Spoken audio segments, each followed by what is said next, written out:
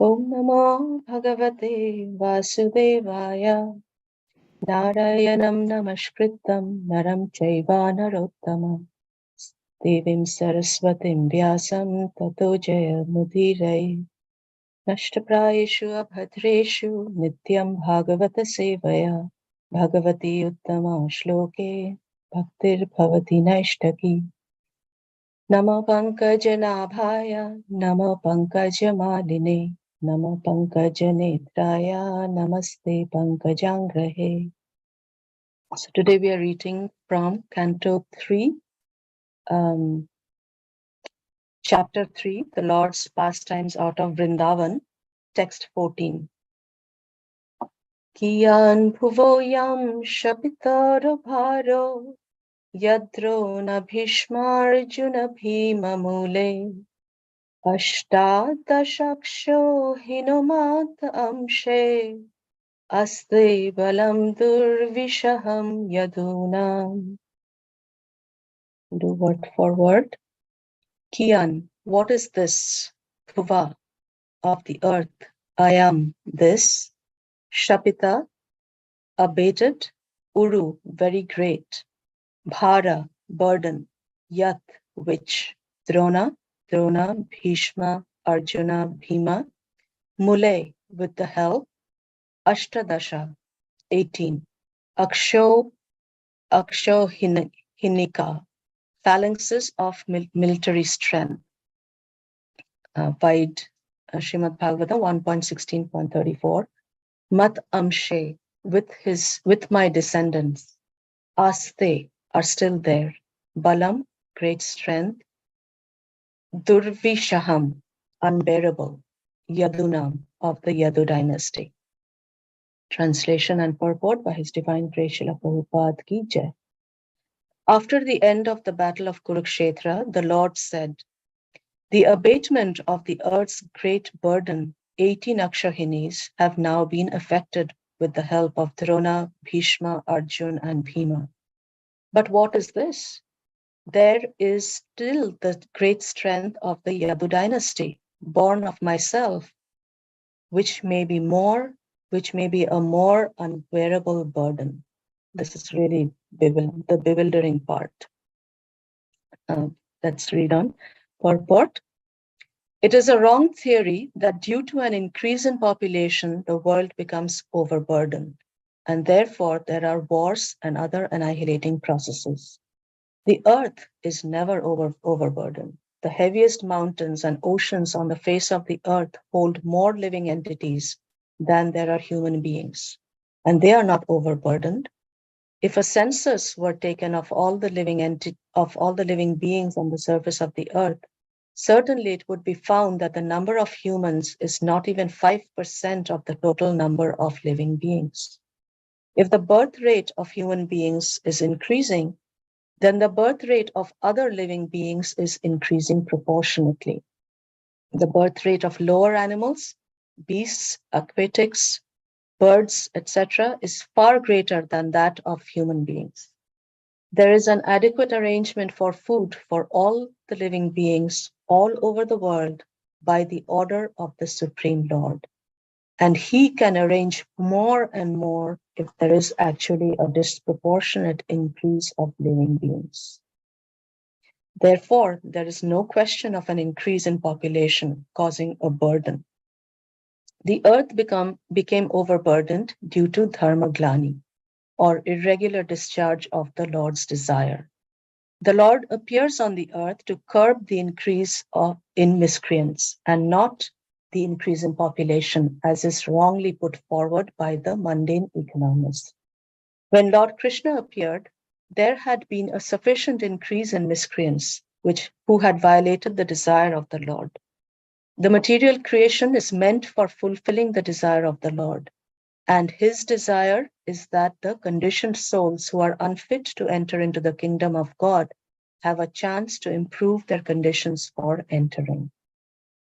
The entire process of cosmic arrangement is intended just to give a chance to the conditioned souls to enter the kingdom of God, and there is an adequate arrangement for their maintenance by the nature of the Lord. So amazing. Therefore, although there may be a great increase in population on the surface of the earth, if the people are exactly in line with God consciousness and are not miscreants, such a burden on the earth is a source of pleasure for her. There are two kinds of burdens. There is the burden of the beast and the burden of love. The burden of the beast is unbearable, but the burden of love is a source of pleasure. Srila Vishwanath Chakravarti describes the burden of love very practically. He says that the burden of the husband on the young wife, the burden of the child on the lap of the mother, and the burden of the wealth on the businessman, although actually burdens from the viewpoint of heaviness, are sources of pleasure. And in the absence of such burdensome objects, one may feel the burden of separation, which is heavier to bear than the actual burden of love. When Lord Krishna referred to the burden of the Yadu dynasty on the earth, he referred to something different than the burden of the beast. The large numbers of family members born of Lord Krishna counted to some millions and were certainly a great increase in the population of the earth. But because all of them were expansions of the Lord himself, by his transcendental plenary expansions, they were a source of great pleasure for the earth. When the Lord referred to them in connection with the burden of the earth, he had in mind their imminent disappearance from the earth. All the members of the family of Lord Krishna were incarnations of different demigods, and they were to disappear from the surface of the earth along with the Lord. When he referred to the unbearable heaviness of the earth in connection with the Yadu dynasty, he was referring to the burden of their separation. Srila Jiva Goswami confirms this inference. It's an amazing verse and really eye-opening. So I'll just say the prayers in the Mangala Charan. Umukyanatimirandhasya Jnananjanashalakaya Chakshurunmilitam Yena Tasmai Shri Gurave Namah Shri Chaitanya Manobhishtam Sthapitam Yena Bhutale Swayam Rupa Kadamahyam Dadati Swapadantikam Vandeham Shri Guru Shri Yutapadakamalam Shri Gurun Vaishnavansya Shri Rupam Sagrajatam Sahagana Raghunatam Vitantam Sajivam Sadvaitam Savadutam Parichana Sahitam Krishna Chaitanya Devam Shri Radha Krishna Padan Sahagana Lalita Shri Vishakhan Vitamsya He Krishna Karuna Sindhu Dina Bandhu Jagatpate Gopesha Gopika Kanta Radha Kanta Namostute Tapta Kanchana Gaurangi Radhe Vrindavaneshwari Vrishabhanu Sute Devi Pranamami Hari Priye Vancha Kalpatarubhyascha Kripa Sindhu Bhaivacha Patitanam Papanebhyo Vaishnavebhyo Namo Namo Jai Sri Krishna Chaitanya Prabhu Nityananda Shri Advaita Gadadhar Srivasadi Gaura Bhaktabind Hare Krishna Krishna Krishna Hare Hare Hare Rama Rama Rama Hare Hare. Welcome, dear devotees, to this morning's Bhagavatam discussion. I have been given another opportunity to present the Bhagavatam. I'm not very qualified. Plus, things have just been very crazy and busy these days at work, as well as related to the inauguration. But I will share what I have prepared and would welcome your sharings and realizations. So before I start, I seek the blessings of my Guru Maharaj and all of you wonderful devotees so that I may speak something of some value. So as we were hearing, the verse itself and the purport is just so amazing. The verse itself is bewildering, but Prabhupada explains so nicely in the purport. So what's happening is that Uddhava is continuing to narrate the pastimes of the Lord. And in this particular chapter, he's narrating the pastimes of the Lord outside of Vrindavan, like in Mathura, Dwarka, etc. And in this section, he's talking about the Lord's plan for the departure of the Yadus, along with himself from this material world, for them to go back to their original abode. Now, the way the Lord is talking about it and talking about them is really bewildering, right? I mean, the way he says that they are a more unbearable burden. Now, we know that Krishna comes to this material world to annihilate the Dushkritas, right? The miscreants, and for the pleasure or paritran of the sadhus, of the devotees. I mean, this verse is very, very well known. Paritranaya sadhunam vinashayascha dushkrita. So Krishna is saying that 18 Akshohinis of miscreant Kshatriyas have been annihilated. Now, of these 18 in the Kurukshetra battle is what he's referring to. We know that 11 fought on the side of the Kurus, the Kauravas, and 7 under the Pandavas. And so Krishna is saying that with the help of his devotees, Drona, Bhishma, Arjuna, and Bhima, these 18 Akshohinis of miscreants have been removed, and Mother Earth has been relieved from their burden. However, Krishna is saying that there is this strong Yadu dynasty, born of him. They are descendants of Krishna, Madam Sher, right, is what is said in the verse. So he's saying that there is this strong Yadu dynasty which is still there, which is still around, and is maybe a more unbearable burden. Right? That's what he's saying. Maybe a more unbearable burden to this earth. So that makes you wonder, really? I mean, Yadus are expansions of Krishna, right? Narayanas from the Vaikuntha Loka, or incarnations of demigods have come down with Krishna as his associates. And they're all great personalities. But Krishna is he really saying that, they're Yadus, they are a greater burden? In one of the previous chapters, I remember, I think in chapter 1, Uddhava was mentioning that the Yadus are unfortunate because they could not identify Lord Hari as the Supreme Personality of Godhead. So, I mean, while we are reading the Bhagavatam, I mean, there are many of these verses which are very difficult to understand and, bewildering really in a way. But fortunately for us, we have Srila Prabhupada's purports.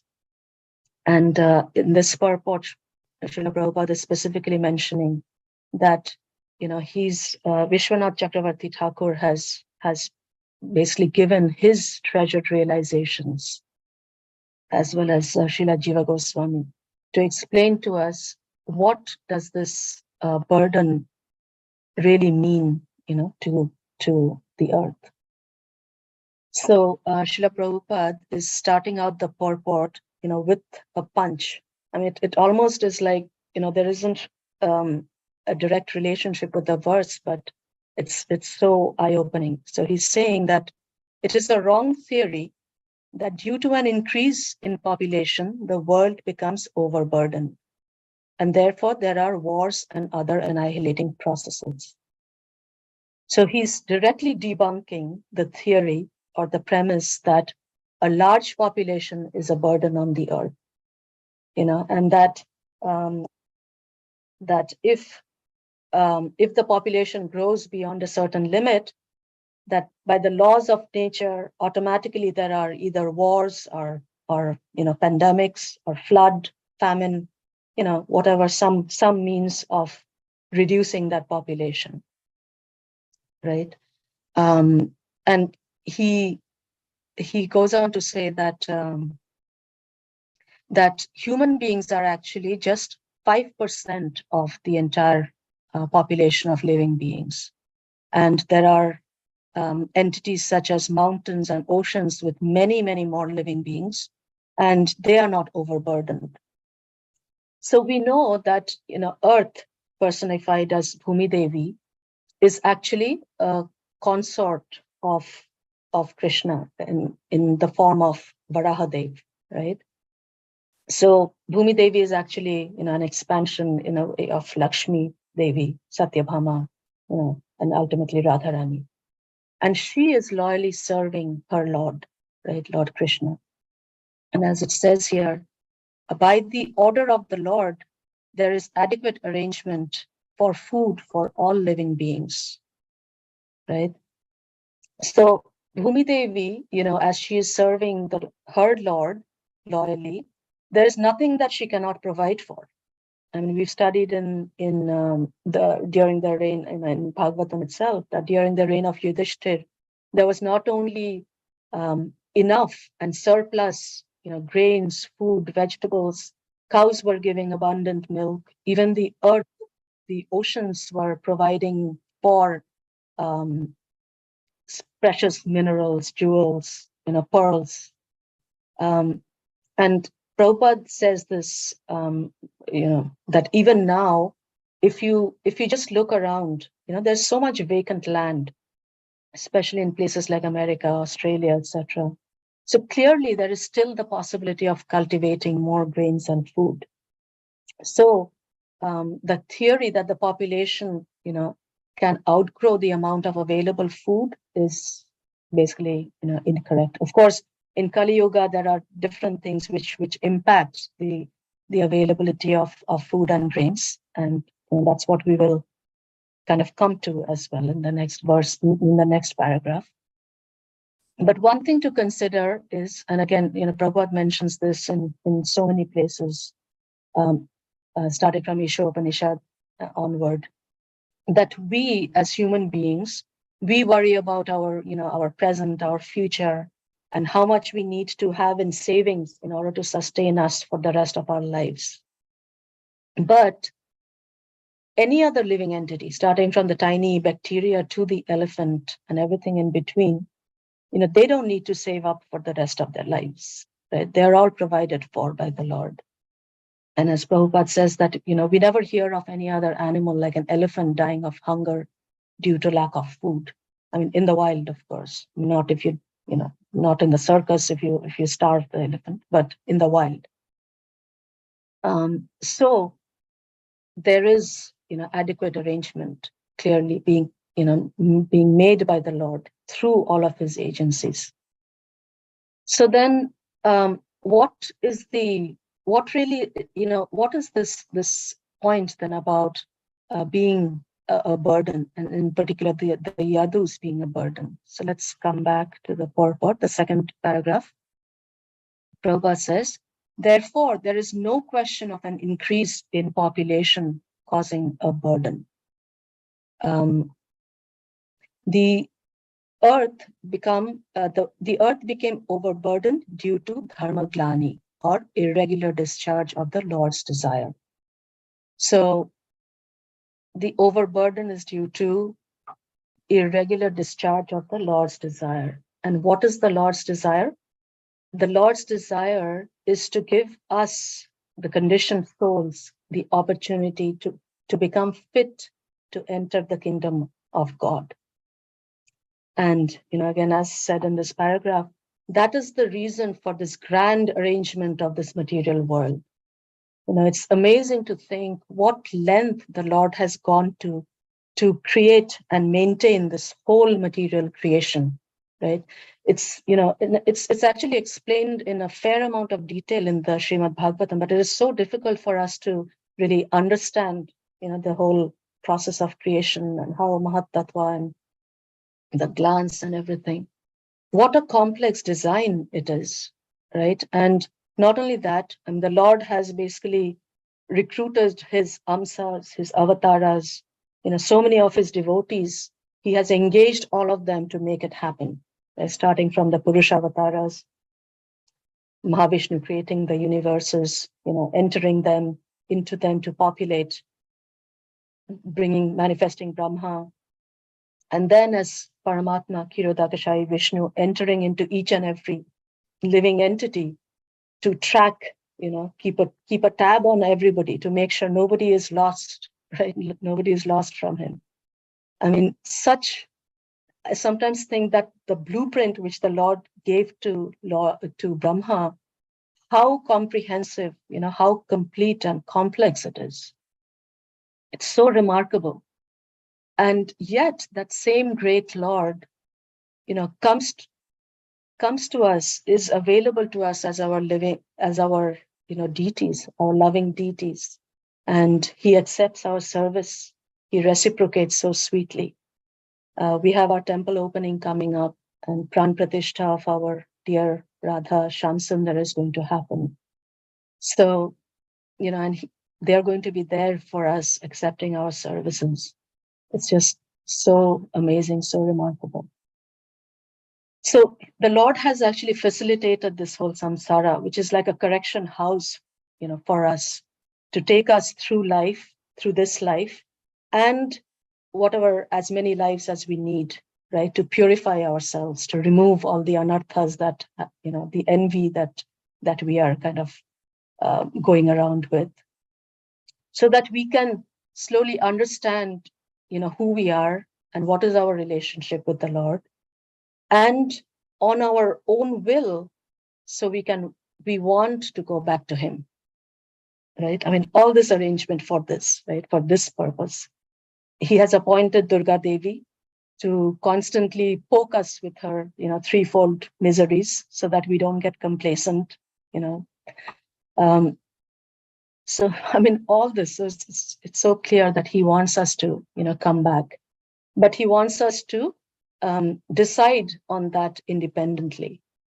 I mean, he's all powerful. He can force us, but he doesn't want to do that, right? He wants us to develop love for him and yearning, really yearn to go back to him with lolium, with lusty desire, go back to him. And that's why he's given this free will. So how amazing, right? How amazing is he? So anyway, coming back to the third verse here, Prabhupada says that therefore, although there may be a great increase in population on the surface of the earth, if the people are exactly in line with God consciousness and are not miscreants, such a burden on the earth is a source of pleasure for her. So Bhumi Devi, herself being a devotee, is happy to serve the Lord's children, right? And it is said that when the Lord's devotees walk on the surface of the earth, Mother Earth becomes ecstatic, right? But as is being said, when there is ugra karma, right, destructive work in envy to the Lord, which can be in many forms. Some of the modern ones are cow slaughter, overmining fossil fuels, extreme sense gratification, not acknowledging the Lord who has provided for everything, not offering to Krishna before accepting for ourselves, overly enjoying no yagya.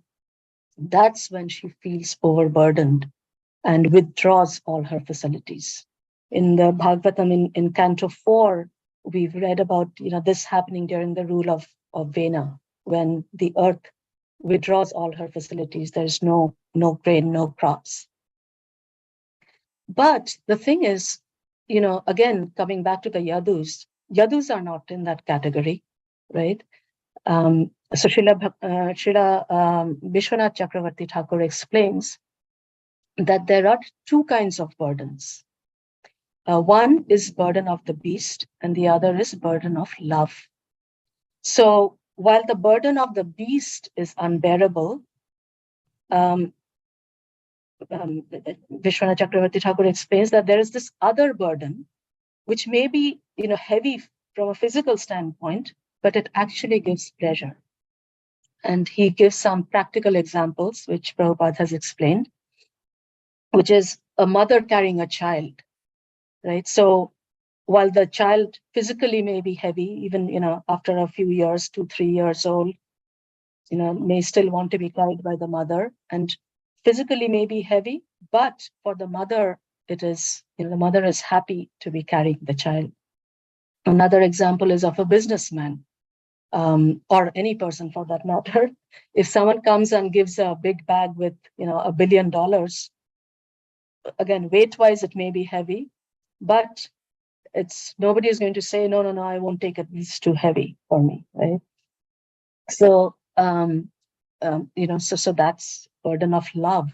And in fact, absence of such objects cause much more agony. So if a person, after getting this money, loses it for some reason, that losing is a lot more agony. That's separation. And of course, for a mother, any such kind of separation from the child is intolerable and becomes much more heavy than the burden of carrying, burden of love, carrying that child. So Srila Prabhupada is saying that the Yadu dynasty was huge, right? Just, if you consider Krishna's 16,108 wives, each with 10 sons, their wives, their families, it was millions of people.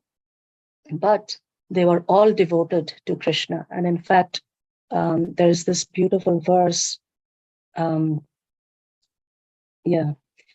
says, well, I'll just read the translation because I think we're running out of time. The Vrishnis were so absorbed in Krishna consciousness that they forgot their own bodies while sleeping, sitting, walking, conversing, playing, bathing, and so on. So they were so Krishna conscious, and the specific word is Vishnaya Krishna Chetasaha. Krishna Chetasaha. So they were all devoted to Krishna, right? And therefore, being absorbed in thinking of Krishna, they were actually giving pleasure to Bhumi Devi. So Vishwanath Chakravarti Thakur says that the burden that Krishna mentions here is actually the burden of their impending separation from this earth. Because Krishna had completed his purpose of destroying the miscreants. He had established dharma with crowning Yudhishthira as the ruler of the world. And now it was time for him to go back. And he was not going to leave his associates here. And that's why that separation with Mother Earth had become imminent. And that is the Durvishaham, the unbearable burden, right, in this verse. And Prabhupada concludes with saying that this inference is also confirmed by Srila Jiva Goswami. So, I think we're right at 8. So, one thing, just one other thing to note is that, the Yadus were so powerful, so strong, that Krishna knew that it was not going to be possible, to remove them by any external means. And so the means that he orchestrated was by Vaishnava Aparad, right? So we know how Sambha went to the Brahmanas, the sadhus, asking them about, the mace and all that, playing a trick on them. And then the mace, which was powdered and thrown into the ocean, grew into the soft grass. And in a mode of intoxication, the Yadus fought each other and basically destroyed themselves. So even in that departure, Krishna is instructing how Vaishnava Aparad is, can be devastating from the material, sense and otherwise. So, we have to be guarding ourselves from committing Vaishnava Aparad. So I'll end here with that. And I guess the one thing that I want to wish all of us is the Krishna Chetasaha that we talked about as well. Wishing that all of us may stay absorbed in thinking of Krishna, and throughout the day and throughout our lives. So thank you very much. Sorry if I misspoke anything. I was actually getting pinged to join a meeting from my workplace. I was a little distracted as well. But I'm grateful that I had this opportunity, because it's so easy to get lost in so many other things, that we get busy with. So yeah. So please, if you can, if anybody wants to add, correct.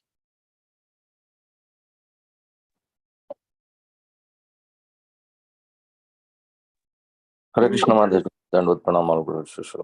I was just wondering about the one which you described, that the population is more, there might be an issue. So I don't know what will be the fate of India, because it's crossed 1.3 billion and more than China. So is there, I was just, the moment you said, I was wondering what will happen to India, because the population is more there. Yes, Prabhu. Yeah. And then also another reflection was, we have plans that to live a comfortable life and American, etc. Hope everybody would have heard that another currency is coming, the dollar value will come down. So what's going to happen with us? So going forward, so Krishna, we cannot live comfortably anywhere. So at least in the earth, some Mother Earth is teaching us this is not the place to live in that way. Yeah. Yes, Prabhu. But as far as population goes, that is exactly what Prabhupada and Vishwanath Chakravarti Thakur is explaining here, that it's not just the population, that overburdens the earth, but it is the way one lives, right? When one it goes against the desire of the Lord, that's what is causing this overburden. And Kali, like you mentioned, the population in India, as well as all this, the dollar value and whatnot. These are all effects of us going against the desire of the Lord, right? The desire of the Lord, and the reason He's created this whole material creation is for us to correct ourselves, and go back to Him. But if that's not what we are focused on, then we will have to go through all these difficulties and lack of food, lack of everything else. So yeah, you're absolutely right, because the one time British said sun never sets in the British Empire. Now America had 75 years of that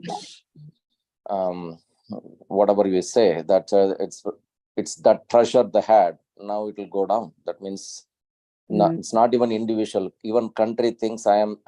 This country is great. You're done. Yes, yeah. Yes. Thank you. Hare Krishna, Cintamani Mathaji, please accept my humble obeisances.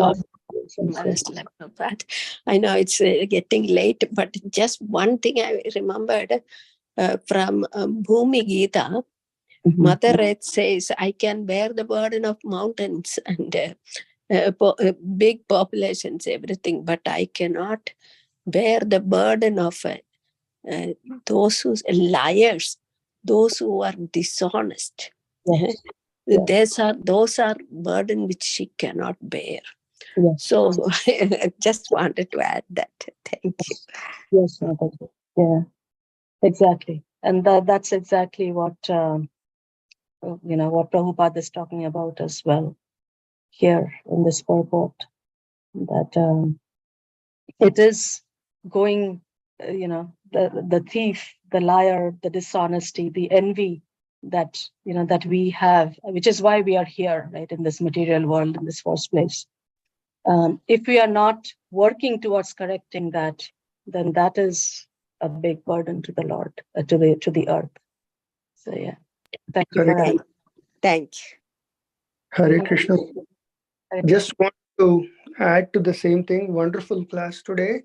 Mataji, Krishna actually says in Bhagavad Gita that, the soul cannot be killed or it is not born, which means, the population cannot go up and down.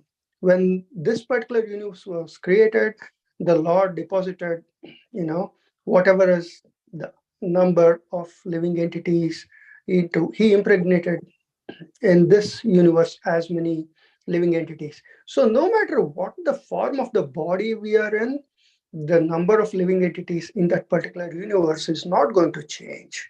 And if we go by that, the population in Earth or in India or in somewhere else, we are talking about the human population going up, which means something else is reducing, or the other way around. So I'm just, the Lord has created a perfectly, like in Ishopanishad, it's very clearly said, everything that the Lord creates is complete in its own, be it the earth or be it our universe or be it any other system, like our own body. It's complete in itself. So I don't think, like Prabhupada is saying, he very clearly is enunciating the same principle. I don't think we should worry about the population growth, but what we should worry is the spiritual growth. As long as that knowledge is spread across, I think we are all okay, Mataji. Thank you, Mataji. Yes, Prabhu. Nice reflection, Prabhu. Thank you. Okay, so it's 8 minutes over. So we'll stop here. Thank you very much for joining. Granthraj Srimad Bhagavatam ki jai. Srila Prabhupada ki jai. Nitai Gaur Premanande. Hari Hari Bol. Vanchakal. Kripa Sindhu Parevaja Patitanam. Bhavane Bhyo Vaishnava Bhyo Namo Namo Ananta Kuru Vaishnava Ki Jai.